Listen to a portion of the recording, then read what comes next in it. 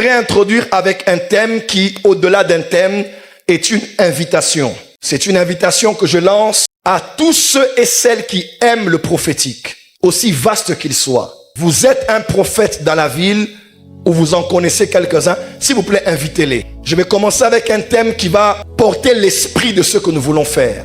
Parce que Dieu est en train d'élever en cette saison un nouvel ordre prophétique dans notre génération.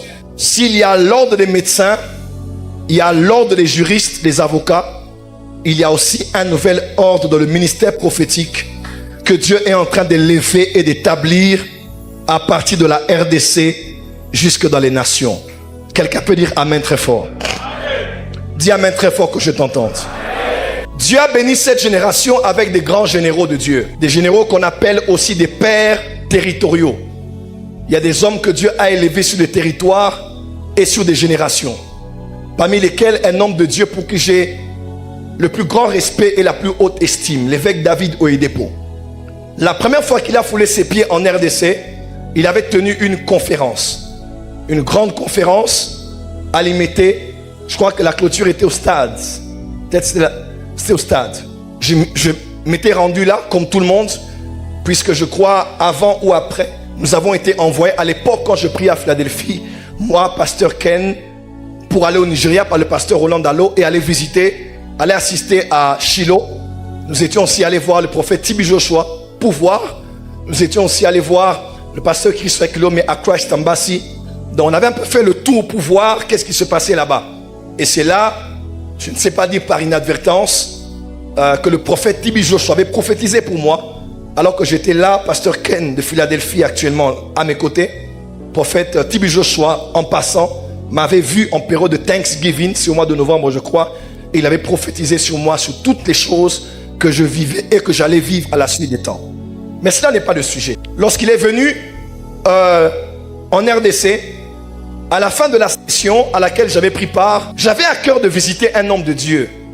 Et vous savez, dans ma culture, dans notre culture de la famille, nous savons honorer les onctions et honorer les pères. Il y a un homme de Dieu dont j'avais appris beaucoup de grandes choses, mais qui avait connu beaucoup d'attaques aussi parmi les siens. Je parle ici de l'archevêque Dieudonné Kaleta. Sa fille me racontait un jour, alors qu'il oignait les pasteurs, l'huile était finie. Plus d'huile d'olive pour oindre les gens. Et il a demandé une assiette, il a levé l'assiette, il a baissé l'assiette. Il y avait de l'huile remplie. Et il a pris cette huile-là, commencé à oindre les gens. Un homme que Dieu a utilisé dans le surnaturel. Je m'étais dit, j'allais aller le visiter et lui apporter ma petite offrande. Bien que je ne le connaissais pas, je ne connaissais que sa fille. Chemin faisant et cherchant la voie jusqu'à sa demeure, je suis arrivé chez lui. J'ai frappé à la porte. C'est non loin même de l'église Armée de Victoire. J'ai frappé à la porte. Et j'ai entendu un mouvement derrière la porte. Comme quelqu'un qui venait ouvrir. Et lorsque cet homme a ouvert la porte, j'ai vu que c'était lui qui était là en face de moi. Il m'a dit, bien-aimé, bienvenue Francis. Je t'attendais. Je n'avais pas pris rendez-vous avec lui. Il ne savait pas que je venais. J'avais contacté personne pour le prévenir que je venais. Il m'a dit, comme il a toujours l'air très solennel, il dit, bienvenue Francis. Il m'a dit, tu peux entrer, je t'attendais. Et quand je suis entré, nous nous sommes assis pendant plus d'une heure. Il m'a raconté l'histoire des réveils de l'église depuis Adinaba jusqu'à notre génération.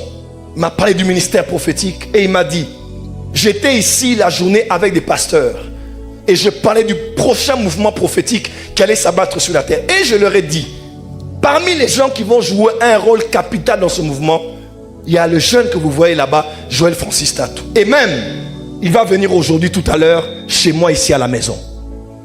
Alors que je ne savais même pas qu'il m'attendait. Comme pour dire que l'esprit de Samuel est toujours là. Et Dieu peut prévenir à un prophète un jour à l'avance les hommes de destinée qui sont censés rencontrer. Ma prière, que Dieu te visite cette semaine. Il y a quelqu'un à qui Dieu parlera comme Anania avait entendu Dieu lui parler de Paul. Je décrète et déclare un patron référent de toi avant que tu ne déposes ton CV. Je décrète et déclare quelqu'un à l'ambassade aura rêvé de toi à la veille avant que tu ne déposes ton dossier. Je décrète et déclare, un grand partenaire financier, multimillionnaire, milliardaire, rêvera de toi, entendra ton nom, ne t'ayant jamais vu. Et quand il te verra, il saura que c'est à toi qu'il doit faire du bien. Que Dieu t'accorde la faveur des dieux et que Dieu t'accorde la faveur des hommes. Si j'étais à ta place, j'allais me lever et dire Amen. Je sens de déclarer la saison des aides de destinée. Des hommes et des femmes qui vont te parler de la part de Dieu et qui vont activer une nouvelle saison de ta vie.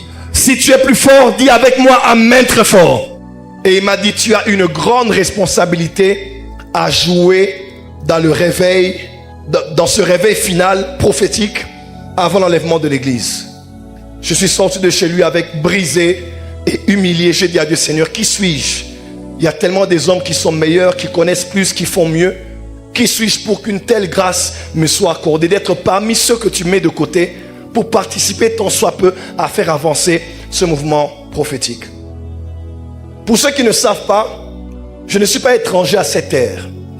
Je suis Katangé de par mon père. Je suis Moulubakat. Beaucoup de gens pendant plusieurs années m'ont attribué différentes nationalités à cause de ma morphologie, à cause de mes voyages, de ma proximité à certains peuples. Mais je suis votre frère, je suis Moulubakat. Ma mère est de Kasaï, elle est Moutetela, de Lodja. Et pour revenir à l'histoire de ma famille, je vais plutôt vous raconter l'histoire de l'église et je reviendrai où je suis censé atterrir. En l'an 0, Jésus-Christ est né, lui qui est devenu l'horloge chronologique de l'histoire. Vous pouvez ne pas l'aimer, mais vous serez obligé de dire 400 ans avant Jésus-Christ ou 200 ans après Jésus-Christ.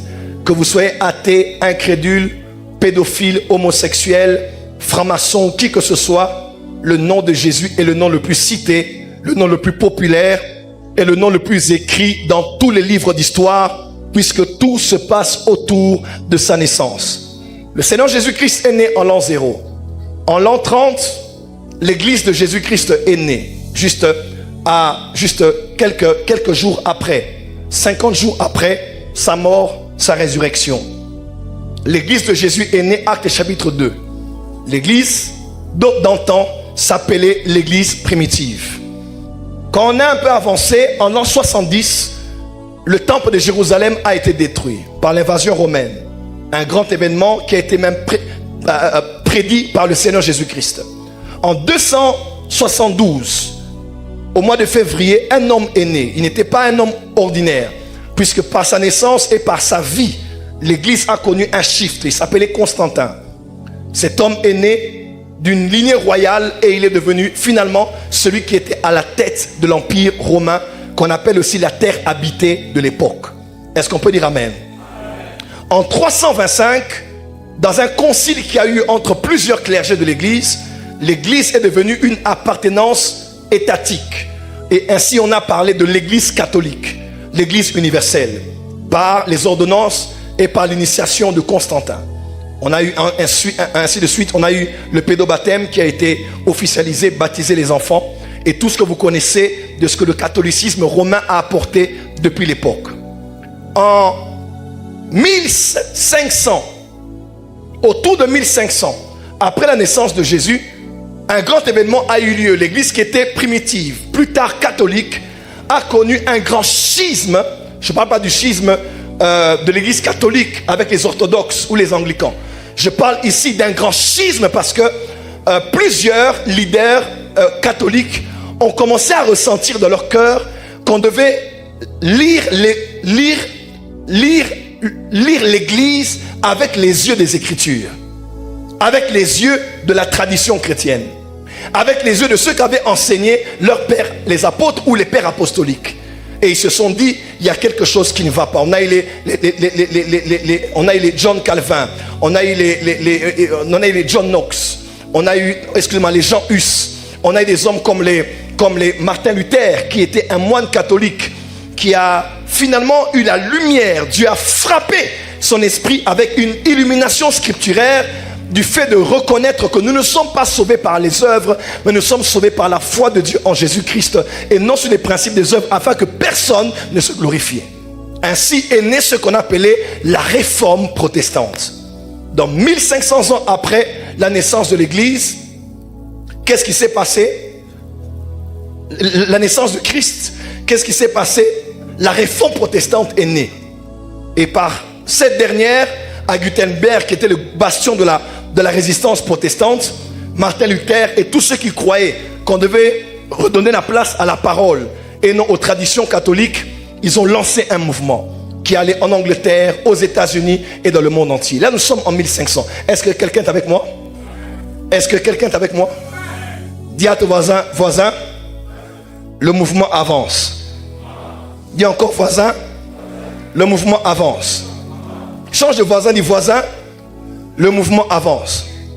Et par ça, on a eu les baptistes, les ménonites, les luthériens, les calvinistes. Il y a eu aussi beaucoup de scissions qu'ils ont créées jusqu'à ce que, en fin du 18e siècle, Dieu a fait grâce. En fin du 18e siècle, lors de la première révolution industrielle, alors qu'en cette période-là, l'industrialisation du monde a commencé à être effective par l'ascension, de certaines puissances comme l'Angleterre. L'Angleterre, c'est par eux qu'on a connu la machine à vapeur, qu'on a connu tout ce qui est du charbon. À la fin du 18e siècle, Dieu a élevé des gens sur la terre avec de grandes onctions. Un homme s'appelait John Alexander Dowie, l'apôtre de la guérison divine. On a une femme qui s'appelait Maria Woodworth Ether, la grand-mère des églises pentecôtistes. Cette femme pouvait être ici. L'onction sur elle couvrait 3 km de rayon. Là où elle s'était née, les gens tombaient sur l'onction partout où elle se trouvait. Est-ce qu'il y a des femmes dans cette salle? Regardez. Est-ce qu'il y a des femmes dans cette salle? Je suis content qu'il y ait des femmes juristes, qu'il y ait des femmes médecins, qu'il y ait des femmes députées, qu'il y ait des femmes dans la politique, qu'il y ait des femmes dans l'administration publique. Mais de moins en moins, nous remarquons des femmes d'onction, à l'instar de Maria Woodworth Ether, à l'instar de Aimee Simple McPherson, à l'instar de Tumba Shaumba, à l'instar de Mama Olangiwosho. Je crois que cette semaine, je dis bien cette semaine, il n'y aura pas que l'ascension des prophètes, mais il y aura aussi l'ascension des prophétesses. Toutes les femmes qui sont appelées au ministère, j'ai une parole pour vous cette semaine. On ne te reconnaîtra pas que parce que tu es marié à un homme, tu as des enfants et tu fais la vaisselle. On te reconnaîtra parce que, à l'instar de Déborah, à l'instar de toutes ces femmes prophétesses, tu annonceras les oracles de Dieu et tu démontreras la puissance de Dieu dans ta génération. Que les femmes se lèvent et disent fire.